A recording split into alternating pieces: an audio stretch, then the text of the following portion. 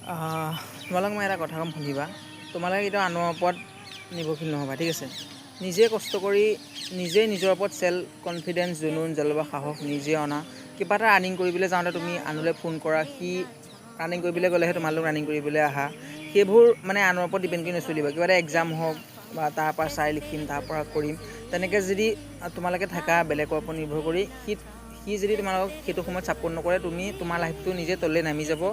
যেতিয়া আনৰ ওপৰত ডিপেণ্ড কৰি চলা, সেই সময়ত সেই ব্যক্তিজনে বা সেই মানুহগৰাকীয়ে তোমাক সহায় নকৰিবও পাৰে কিবা এটা কাৰণত, বা তোমাক ধোকাও দি দিব পাৰে সেইটো সময়ত, ঠিক আছে। সেইকাৰণে নিজৰ ওপৰত নিজে চেল্ফ কনফিডেঞ্চ ৰাখা যে হয় এইটো মই নিজে কৰিম বুলি, আৰু লাইফটো ইজি বনোৱা, ঠিক আছে। ইমান হাৰ্ডলি নল'বা।